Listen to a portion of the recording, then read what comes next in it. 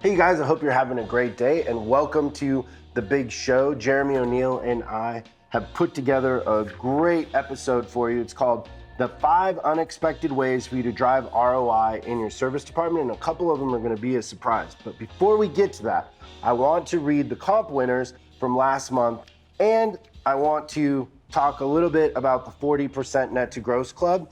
There's a little controversy in the comp, and if you don't know what the advisor manager comp is, it's something that we do for our coaching clients. We have the software that benchmarks all the service advisors against each other in different categories like CP sales, total sales, customer satisfaction, something we called wild cards. Depending on the group, there's 5 to 6 different categories, and each category is weighted exactly the same or equal, and then the managers win on their average advisor's performance in the competition. And then it's broken up into different groups depending on the brand. And so I want to read the winners from last month. I'm super excited. We have a little bit of controversy with some of these nicknames, but we'll get right to it. So in the American comp, first place was the Silent One from Chevy. Second place was the Grand Master.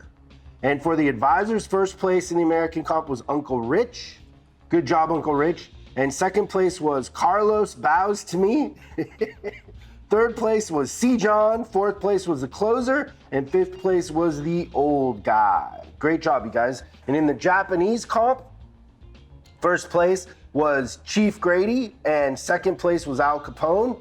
And the advisors, first place was Lucky Luciano. Second place was Thorny. Third place was Foster. Fourth place was That One Guy. And fifth place was Babyface Nelson. In the Highline comp, first place was The Monster. And for the advisors, first place was Beast Mode, a little tribute to old Seahawk Marshawn Lynch. Even though that advisor is in Chicago, he must be a Seahawks fan. Second place, Magic Mike. And third place is Rover Dog. In the Euro Highline comp, first place is Monster. First place advisor is Amish Gangster. Good job, Mitch. Second place is Big Mike. And third place is Boss Lady 826. And in the Canadian comp, first place is Elite Member Maverick. And first place advisor is Wolfman. And second place is Roadrunner. And in the Asian Zing comp is Amanda is her nickname's Captain, but you can't have Captain because there's an elite member that's been in the group since he was OG. He's one of the first managers in back when we had the Secret Service Society, and his name's Captain. So Christian and I talked about it, and we're gonna call you Captain of the East Coast, Amanda. But great job with the performance and what you did. And then first place advisor is P, and second place is Ren Polly. Great job to all the winners. And then I talked about a couple times about how at our Top Dog event we had all the managers come up and stand in front by their net to gross, and 30% net to gross was a crowded field. It was packed. But there was only one manager at 50 and I think one at 40, and now we're starting to see managers creep up. And, my theory was the reason why is because we say you should be at 30% net to gross, so then you're at 30% net to gross. So I want to give an honorable mention to some managers that popped up into the 40% net to gross. So Maverick, Elite Member Maverick, and he's actually not new to the 40%. Al Capone, Northwest Wizard, and Ginger all are in the 40% net to gross club. And so congratulations, you guys, on a great month and a great job. Super proud of you. And now to the big show, the favorite show of NASCAR, the wide world of sports, the Westminster Dog Show, and NASA.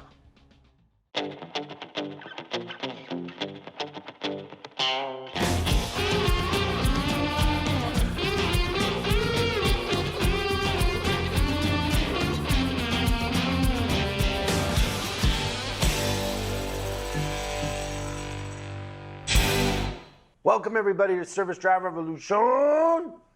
We are starting a revolution. No longer is service the forgotten about area of business, but it is now at the forefront because fixed absorption has never been more important. And so what we do is we take service managers that don't understand profitability, that haven't been trained, or the only training they've had is through the person that they worked through before, kind of incestuous, I guess I would call it, handed down ideas and systems that don't work and aren't scalable, and basically get you working 75 hours a week, coming in, grabbing the cat by the tail, getting drug around all day, and then at the end of the day, you don't even know if you won or lost. And we're changing that. We're going to teach you systems that are scalable and that you can have fun and have a quality of life that you deserve, have the best trained advisors, and teach you some magic, because we have some magic, and that's what this is about. So we're starting a revolution, bringing service from the back to the front and making it the most important department, because that's where the customer retention and the profitability really, really is. How's it going, Jeremy? It's going great. You made a little comment before we went live here that this shirt brings out my eyes. So I love the shade of blue that shirt brings out in your eyes. Whispering it's quite sweet a little nothings bromance we have going absolutely. here. Yes. Today we're going to talk about the 5 unexpected ways for you to drive ROI in the service department. I think these are unexpected, maybe things that you haven't thought about, or if you have thought about, we're going to kind of hopefully give you a different twist on them and make you kind of see them from a different side of things. Have you done anything fun lately? Going anywhere fun? Yeah, we're doing some snowboarding with the family. So Where even you though gonna it's go 100 snowboarding? degrees down here in LA, it's there's snow in the mountains. There's snow up there in them hills. So I love how the holidays here, like when I first moved to California and people were putting Christmas tree lights on palm trees, and you could literally swim in your pool on Christmas Day. yeah, it's our friends in the Midwest are gonna be envious of that. But yeah, absolutely, yes. You're freezing yourself to death, and we're wearing shorts Yep, and tank tops. But hey, it's a choice. it is absolutely. And don't move here because there's too many people There here. are way too many people. Or stay where you're at. You're better. You off would hate there. the traffic. Oh, traffic's horrible. Absolutely. Yeah, so doing some snowboarding, getting ready for the holidays, taking the kids up. My oldest is 15, middle's 12, daughter's 9, so they're growing up fast, and good quality family time out there. So that's what we do this time of year. What's fun? Have you got Christmas shopping? No, I haven't done that yet. No? I'm still trying to fill that void in my soul. The void in your soul? That's from a previous episode. It's interesting, like you make fun of that, but the Oh wait, hold on. Should I put my feet up for this? yeah, you should get comfortable. We'll get you a pillow. We can fix all this, Jeremy. Trust me. So you kind of like said that void started when you were 4, and then later you said that's when your dad and mom split up. Mm-hmm. So there is something to 4. You weren't just making that up. Well, maybe they split up before that, but maybe there was. I don't know. When did they split up? How old were you? I think it was a year old. A year old when they split up? Yeah. I was 2 months when my dad left. Don't remember much. I actually don't remember them together. Oh, really? Yeah. My brother does. I don't. Is your brother older? He's a year and a half older than me. Older? Yeah. And so at what point did you realize that your parents weren't together? Like, would dad come visit? Yeah. He was always there. I mean, back then, I don't think they did like court custody things. It was just kind of like pick up the kids. They're standing on the corner. Yes, yeah, exactly. They're gonna walk 5 miles home. You don't have them? Yeah. No, it's all good. Things are ran a lot tighter nowadays. But hey, our guests don't want to hear about my.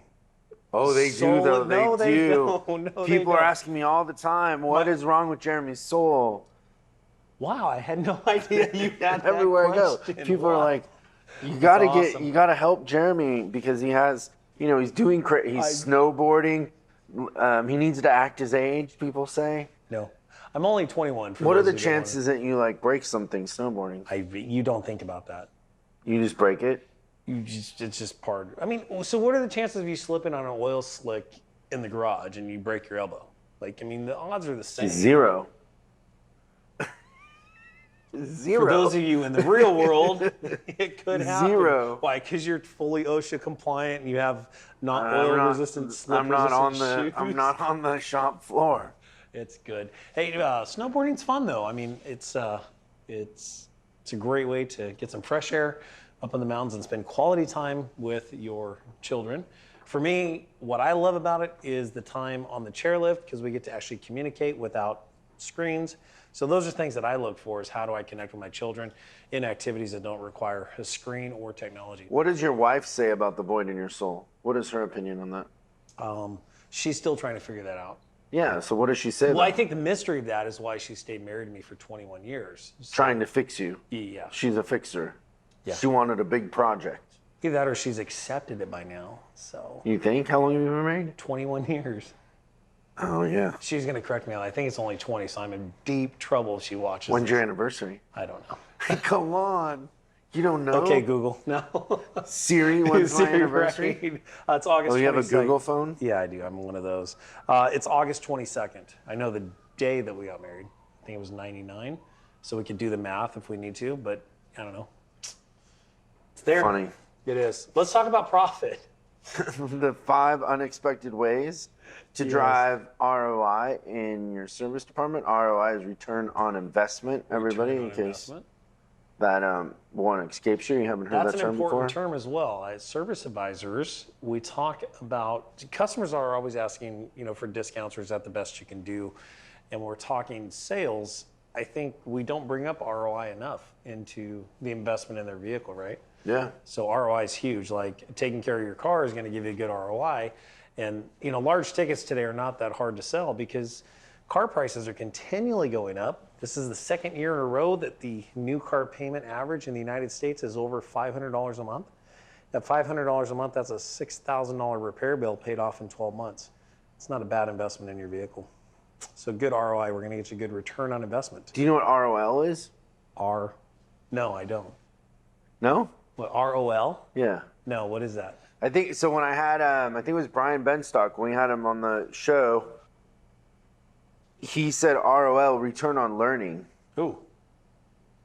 But that's what we do, right? Well, he was talking about it in context of they were going and picking up customers' cars, and they were using an app, and so they were running their shop 24 hours a day, and they would go get the cars, and while you were sleeping, they would service your car. Okay. And he, in the beginning, when they were testing it out, he's like, a lot of it was ROL. It was return on learning. It wasn't ROI because they weren't making money on it yet because they hadn't executed it. He wanted to be ahead of the curve, And it worked. Now it's working, and he's got ROI. But ROL sometimes comes first, return on learning.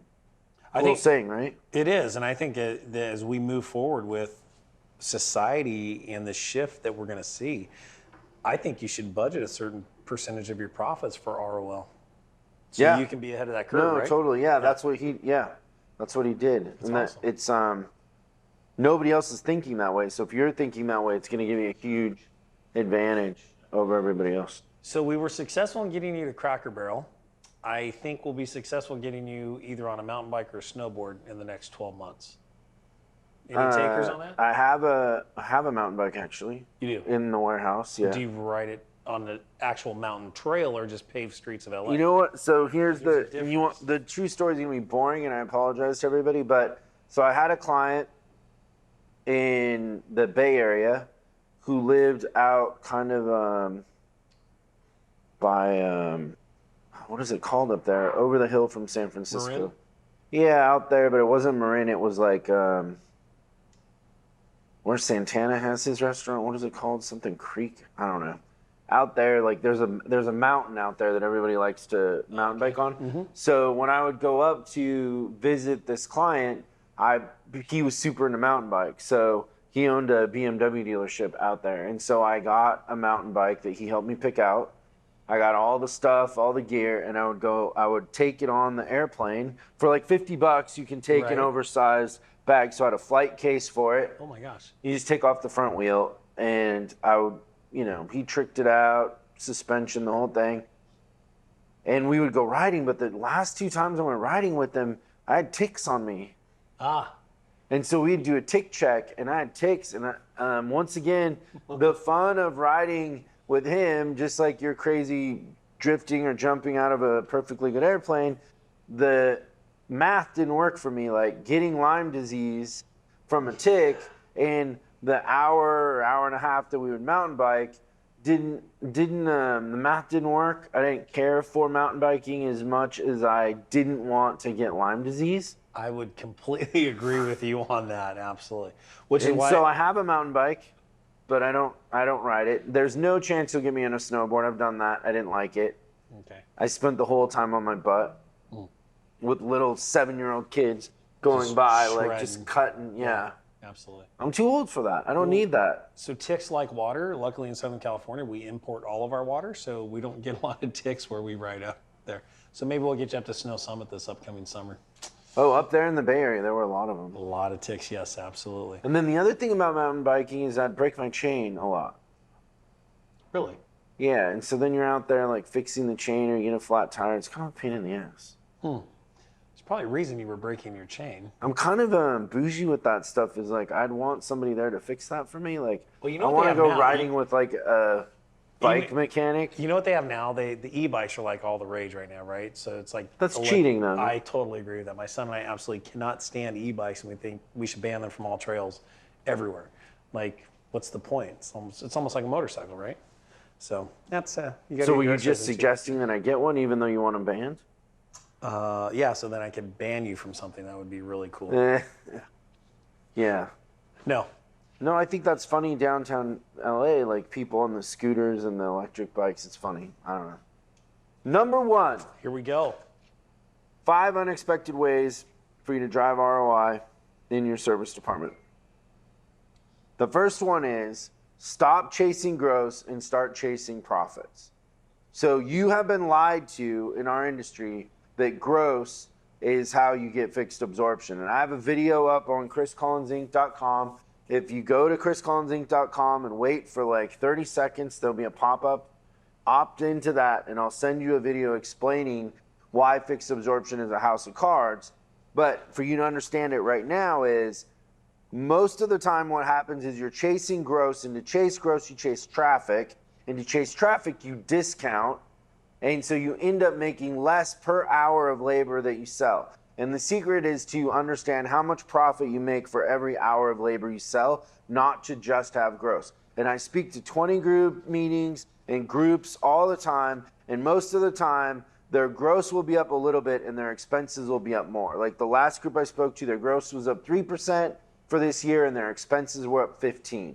So your expenses go up more than your gross goes up. And Correct. So stop chasing gross and start chasing profits and get educated on how you do that and how the effective labor rate matters more than anything else. Learn pricing strategies and, how to do that. But that's the first one. Well, I think it's important for everybody to understand as well that we live in an age that you can drive whatever you want to your service base.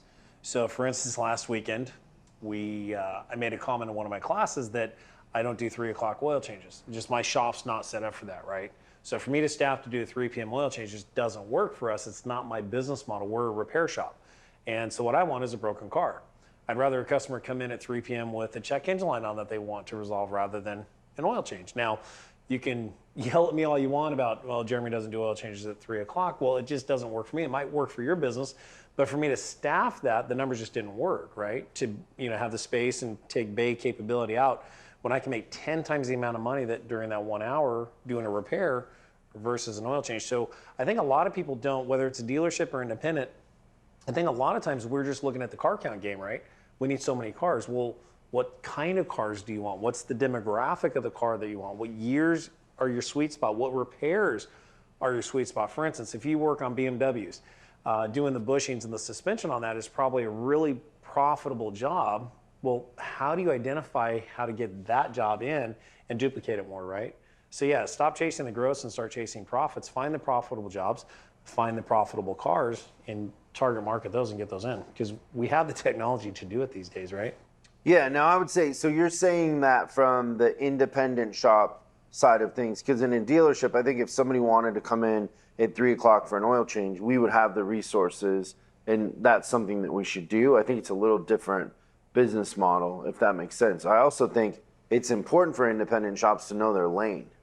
Oh, of course, yes, absolutely. right? Like if you're a tire shop and it's tires and oil changes, know your lane. If you're a repair shop, know your lane. Yeah, and I guess I should set the stage. You know, my shop is set up for we have 3 technicians and basically 5 bays. So if we're doing repairs and we're doing a transmission in one and we're doing an engine in another, and we have our diagnostic work going on, realistically, I'm not going to pull one of my technicians off of a job at 3 o'clock to have him do an oil change. The solution for me to do that, I agree completely. I don't want to turn customers away. But at the same time, yeah, in a dealership, I wrote service all day long. If a car came in, write the ticket. You've got the resources to get it done. So you just got to find the mix and balance of what is your business model and how do you cater to that. Because if I made a promise on a repair that it's going to be done by 5, and I don't have the resources to do that oil change, if I pull my guy off of that job, I'm breaking a promise. So just got to be careful with that. Yeah. Yep. Number 2 is stop playing the short game. And by playing the short game, what I mean is that you are stepping over, $10 to pick up $1, or what do they say? Stepping over a nickel to pick up a penny? What's that old hillbilly saying? You're stepping over a nickel to pick up a penny, or I don't know. But whatever, you're playing the short game in a lot of areas. So one area that this comes into, and I had this conversation in a coaching meeting the other day, is we were talking about selling alignments. And for some reason, this manager got stuck in the vortex of paying technicians to do alignment checks. Okay. So then he stopped doing that because he's like, I'm not going to pay technicians to do alignment checks. And I'm like, well, why not? And he goes, because I get tired of paying them. And I'm like, okay, well, here's the math on that, right? Like, how much does it cost you to pay a tech to do an alignment check? So you're paying them 0.3. Right. So what, it costs you like $15, $16? Not even that, right? $9. It's like $9. Right. So you're paying the tech $9 to do an alignment check. Now, if you're only trying to sell it to customers that are 12 months or 12,000 miles, 80% of them are going to be out of alignment. In some areas, it's going to be 100%. But let's say 80% are out of alignment. So you offer 10 customers to do an alignment. 5 of them say yes, and they do the alignment check, and one of them doesn't need it or whatever, right? So you sold 5 alignments basically, or 4 or 5 alignments for $500, $600, depending on what your pricing is. It could be as high as $7, and you paid $6 to do that. Like if you do the math, I would pay for alignment checks all day. Correct. As long as you're consistent and you're offering it, would you pay $6 to make, $500-600? Yes, you would. And to that point too, I think a lot of times we judge our success based off of a shorter window of success. So even the short game, right? Right, the short game, absolutely. So, just because you did 5 alignment checks, now you have 5 customers who want the information, right? They want to know, is their suspension in good shape? Is their alignment in good shape? They care about protecting their tires.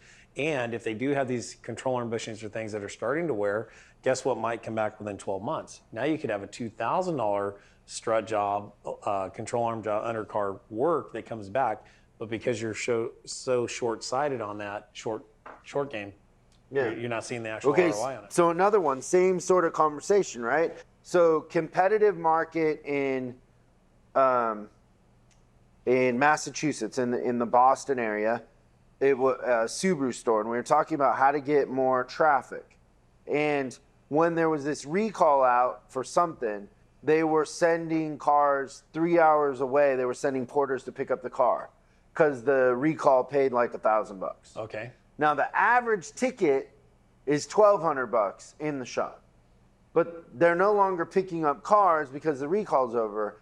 And the comment was made, well, I'm not going to go pick up oil changes. I'm like, but your average ticket's $1,200. Right.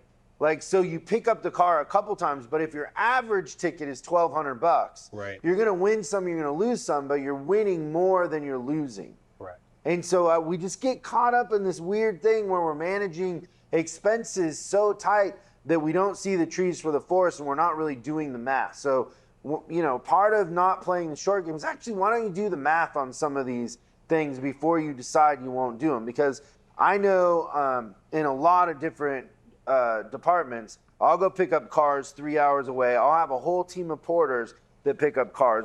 We have a dealership here in Coaching in downtown LA that picks up most of their cars from Beverly Hills and Santa Monica and downtown, just because they're not in a desirable area. And other ones that just want, in Chicago, you just want market share. And so you'll go, from parts of Chicago to Indiana to pick up a car, but the average is there and we're winning.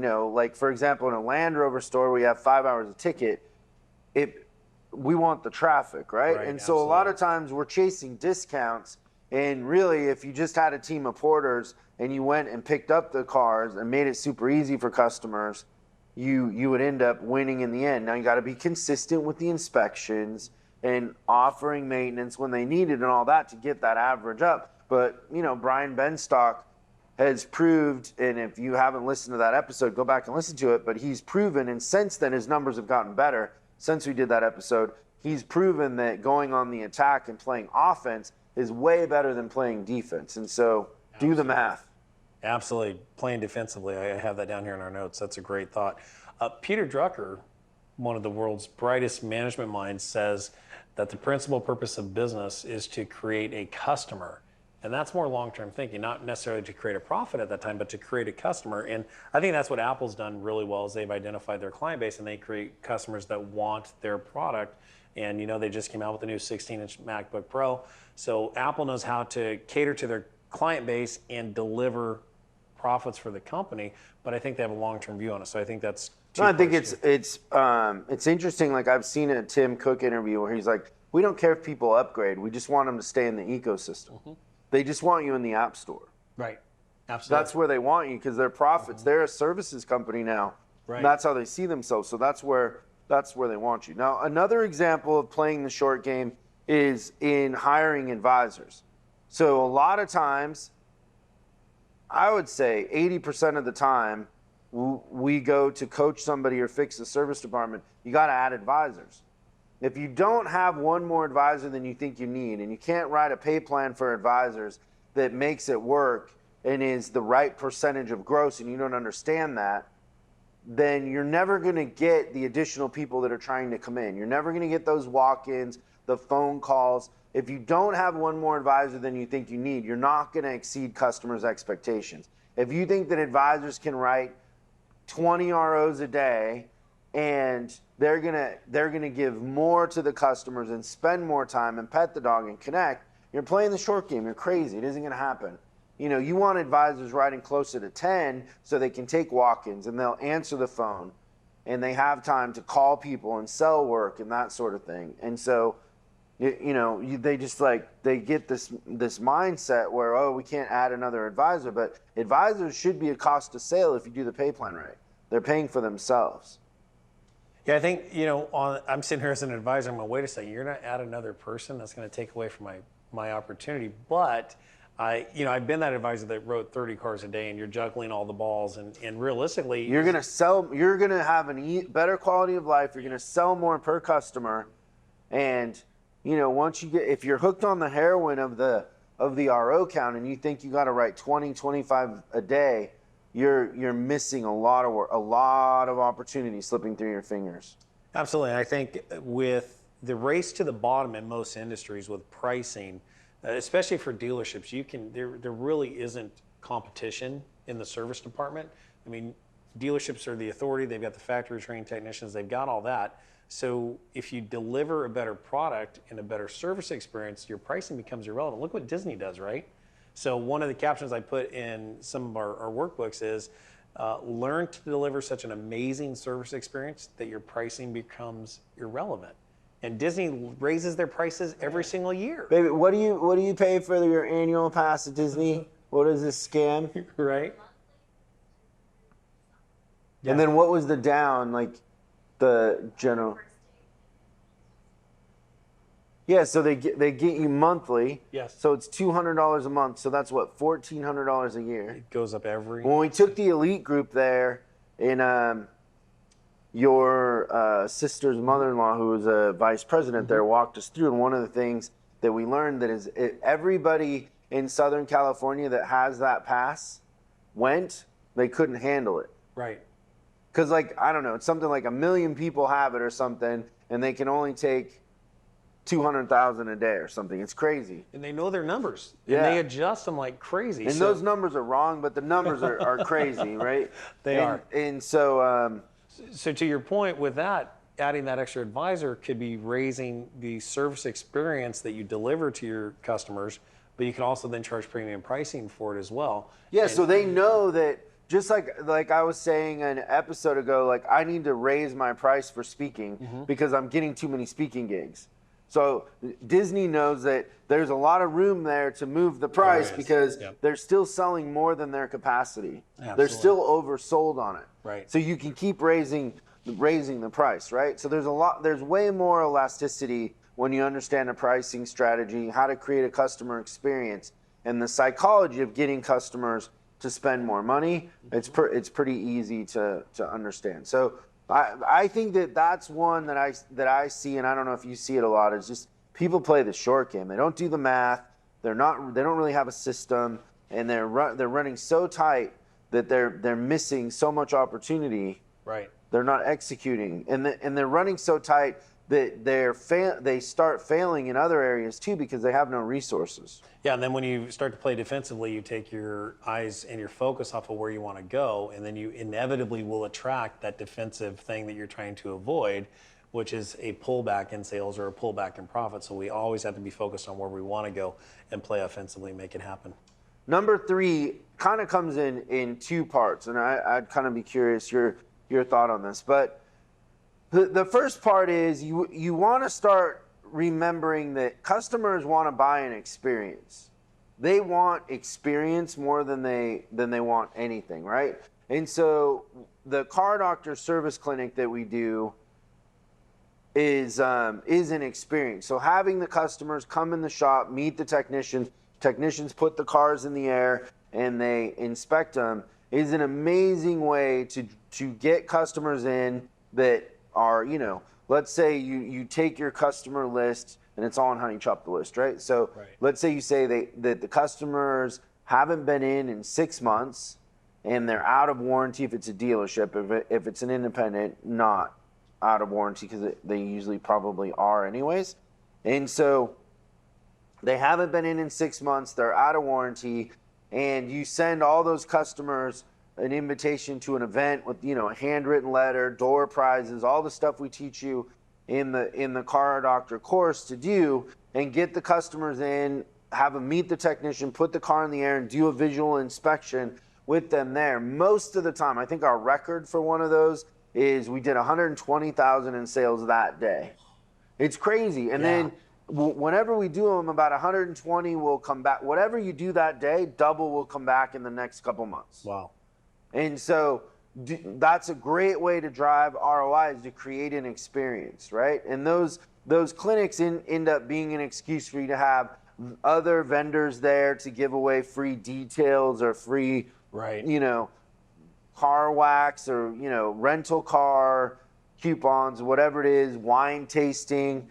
Nothing better than drinking some wine and looking at the bottom of your car. Absolutely. But whatever it is, there's a lot of businesses in your community that want access to your database that will give away door prizes or things to put in your gift bag to wow the customers. And in the psychology of how we do it is they're getting a gift bag when they come in. So there's that, there's that exchange of we gave you something. And well, it's interesting when you look at the psychology of the sale behind this. Why are the numbers so high? And then I ask, how do we create this on a daily basis, right? So if the car doctor service clinic works really well and it generates that revenue, what you've done is you've put the customer in a position of wanting to buy what we're offering rather than feeling like they're being sold. Yeah, because it's total trust. Absolutely. Because it's like they're diagnosing it with the tech. And the advisors can do that on a daily basis with every customer by creating that higher service experience and then really building trust and listening to the customer and delivering something that they want. The car doctor service clinic. What do you think about that one as far as an independent? They could do it, right? They can do it, absolutely. Yeah, it's have an experience, get a taco truck out there. Yep. And there's, like you said, there's so many different ways you can connect with the grassroots of your community through other service providers or other businesses as well. Some of our shops do a teen driving clinic as well to teach the kids about their car. Sounds dangerous. I Agree. That's why I carry helmets with me all the time. But I mean, think about that. How many cars are coming in that teenagers are driving that are under-maintained and under-serviced, and the opportunities that are there, especially for parents to want to help take care of their kids as well, make sure they're driving safe vehicles. So yeah, these clinics can work out great, and you have a client base that you're giving a ton of value to that wants to take care of their car. So you're definitely going to see the money ROI come back in. Yeah, and just one last thing with that is if you do that, try to be aware of fabricating scenarios where customers can take pictures that are shareable online. Yes. So get like baby lions there, baby penguins, or something that they want to take a picture with that they can share, because they become shareable. You can actually, in those situations, have a photographer there taking the pictures, watermarking them with your logo, and then sending them to them also. But those sort of things, like, it was interesting to me when I was in Miami that the guy who owns the design district there has created this scenario, because like here in California we have these outside malls. Right. He's created this outside mall that has tons of things that you want to take selfies in front of. Like, he's got these stuffed pink bears everywhere, pink hammocks, right? Just different scenes and art that you'd want to share with the world. And he gets it. Like, it's all, people want to go there to take pictures with the famous graffiti or the famous art, or the different kind of scenes that they've built. Absolutely. It's fascinating. It becomes iconic at that point. Yeah, he's way ahead of where malls are suffering and saying they don't have traffic. Meanwhile, he's not waiting for it to come to him. He's creating a scenario where people go there to share the pictures, and then people see it and then they want to go there, and it's just fascinating what he's doing there. And I think a lot of businesses are struggling because they don't understand that when you have an event or an experience like that, you want to create scenarios where people are going to share it on social media and not just a picture of them with their car. Absolutely. Yes, that makes sense. It's not about the car. It's not about the commodity. It is not about the commodity. It's about the relationship. The other one, and this doesn't apply to independents, so maybe there's a twist on this, but salespeople in the service drive. Like, the best dealerships that sell the most cars have salespeople in the drive. They're looking at the appointments the day before. They're introducing themselves to the customer. They're offering to get an appraisal on their car. If the customer bought the car there, they've pulled up where they're at in the car and what their payment is. And a lot of times they can pull them forward or get them into something else for close to the same payment. And there's different tools out there that you can use to do that. But the service drive has a ton of traffic. And so if you're writing 20 in your service drive, if you're writing 100, if you're writing 200 customers every day, if you're writing 100 cars every day, you should be able to sell 5 cars a day out of the service drive. Meanwhile, you're sitting in the showroom saying we don't have any traffic, and you're spending all this money on advertising, and they're coming in your service department, already. What I've never understood, because being a dealership service advisor, when you connect and you have these relationships with your customers and it's time for them to get into a new vehicle, is a VIP client for that dealership.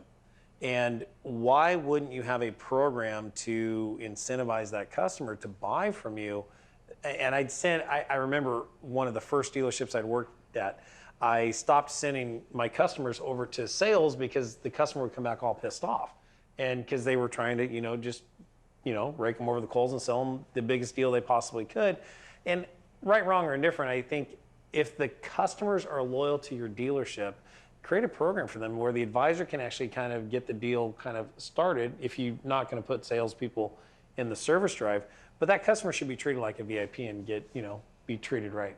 Yeah. My biggest thing on that. I never understood why the customers would come back upset.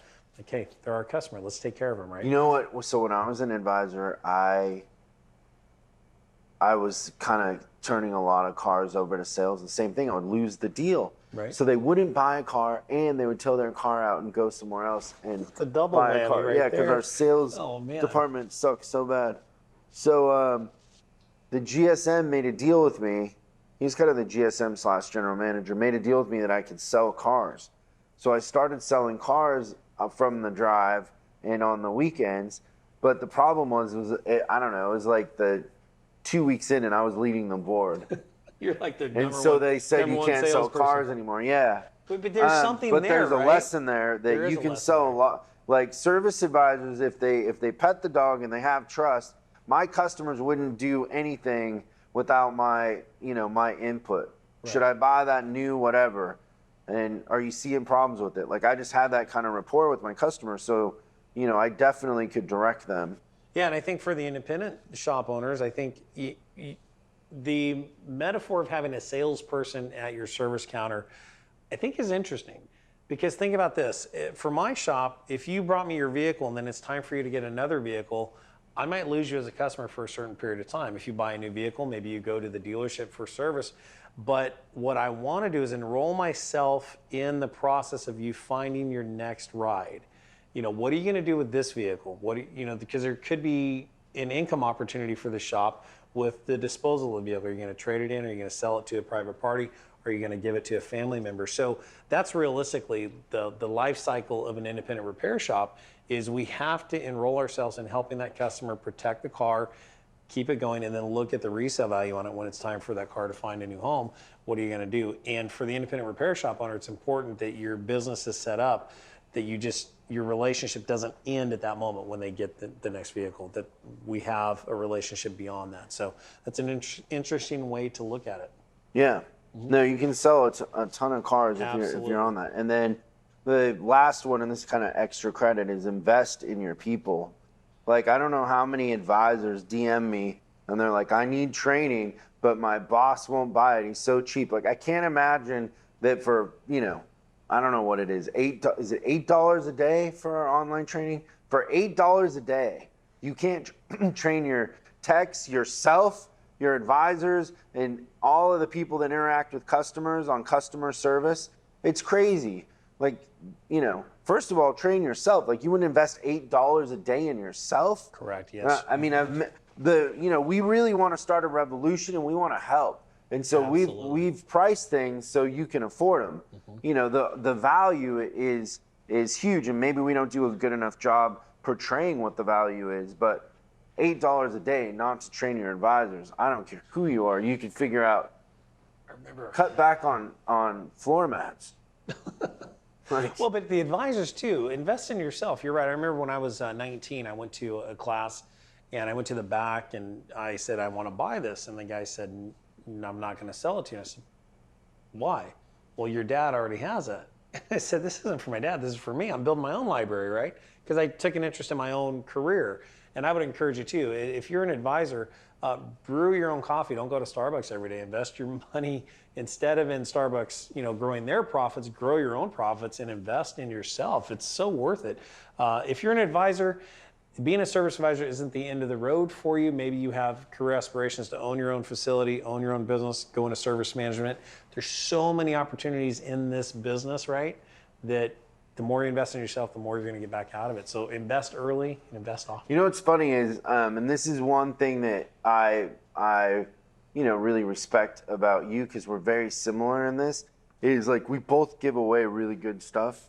Mm-hmm. Like I always have felt like if I give away better stuff than my competition sells, right, like I'll always have clients and I'll be in business. It's that old saying, like my grandpa always told me, like if you give people more than they pay for, then you'll always have clients and you'll always be in business. And some of your stuff online is the same way. It's so good.